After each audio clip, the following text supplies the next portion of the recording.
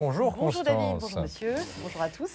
On reste dans la joie de vous voir bien sûr. Et vous allez nous parler maintenant d'une expo consacrée à la rose dans l'art. Voilà, exactement. L'expo s'appelle Rosemania et nous parle de la rose sous toutes ses coutures. L'expo retrace l'histoire millénaire de celle qui est considérée comme la reine des fleurs et qui est devenue, encore aujourd'hui bien sûr, un symbole culturel et artistique. La rose, vous le savez, a toujours été très populaire.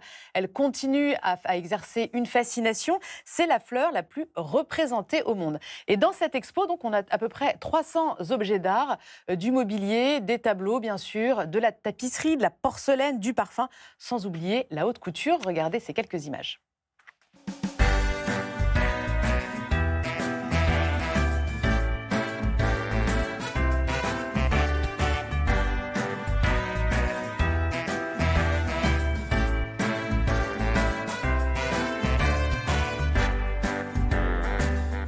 Alors, il y a toute une partie aussi dans l'exposition qui nous parle de la rose dans la religion catholique, illustrée notamment par ces magnifiques chasubles que vous voyez, qui sont brodés de rose, ou encore par de nombreuses représentations de la Vierge Marie, avec cette fleur qui incarne aussi le sacré. C'est une expo vraiment très belle, qui éveille nos sens, qui rend hommage à cette fleur et puis à son infinie palette d'odeurs et de couleurs.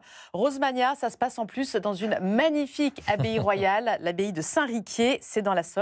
Et c'est jusqu'au 16 février prochain. Encore de la couleur. Est-ce que la rose, c'est votre fleur préférée, Jean-Charles? Non, mais le rose est rentré dans ma vie récemment. Ah oui? Très tardivement, parce que je suis le père d'une fille de 4 ans. Ah. Donc le rose qui était une couleur que je ne fréquentais pas beaucoup et m'a submergé.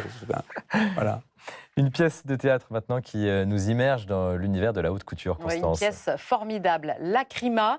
C'est l'histoire d'une maison de haute couture parisienne qui reçoit un jour une commande exceptionnelle, fabriquer la robe de mariée de la princesse d'Angleterre.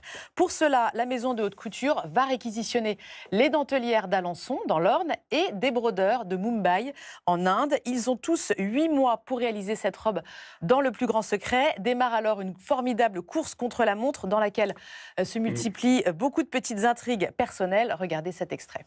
Alors le jupon ça va pas, mais ça, donc Sarah, vous êtes sur le coup. Néanmoins, on a un souci avec le placement des fleurs. Mais les fleurs sont bonnes? Oui, ça c'est validé, mais elles sont trop ramassées sur le bas, il faut les disperser davantage. Alexander veut quelque chose de beaucoup plus aérien. D'accord, eh ben, au travail. Alors. Allez, s'il vous plaît, soufflez un peu et relâchez un peu vos yeux. Alors, il y a vraiment une mise en scène superbe et très efficace. C'est une pièce qui se regarde vraiment comme une série. On apprend aussi beaucoup sur tous ces savoir-faire. Par exemple, les dentelières d'Alençon racontent leur travail en silence, en apnée même parfois, pour ne pas rater un point.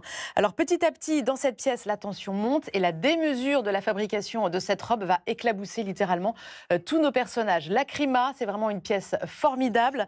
C'est au Théâtre de l'Odéon jusqu'au 6 février. Elle sera également jouée à Lyon du 13 au 21 février, Rennes 26 ou 28 ou encore à Liège en Belgique les 20 et 21 mars. Il faut y aller, Jean-Charles, j'ai l'impression que ça vous intéresse. Non, moi ça m'interpelle parce que ça me fait penser à la commande extraordinaire de la chasuble du pape Jean-Paul II, qui est désormais une relique qui est et la stupéfaction de voir étaler sur cette table de coupe ce qu'il appelait son battle dress, qui était sa chasuble de combat. Et comment on a produit cette chose avec les ateliers de Lesage. Constance, maintenant, en ce mois de janvier, vous vous intéressez à la lumière. Oui, et ce dimanche, direction la Seine-Saint-Denis, où nous allons découvrir, pour ceux qui ne la connaissent pas, la merveilleuse cathédrale Saint-Denis. Basilique de style gothique, elle a été édifiée en 1135 par l'abbé Sugère, un grand bâtisseur.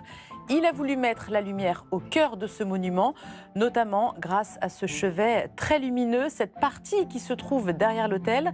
Et pour cela, il a utilisé beaucoup de colonnes monolithes, des verrières et des espaces décloisonnés, créant alors une vraie cage de lumière.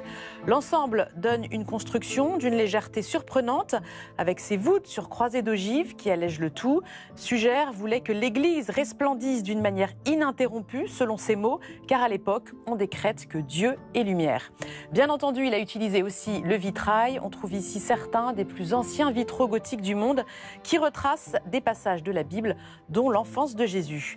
L'abbé Sugère, précurseur et visionnaire, a fait ainsi de cette cathédrale le berceau de l'art gothique en France. Merci Constance.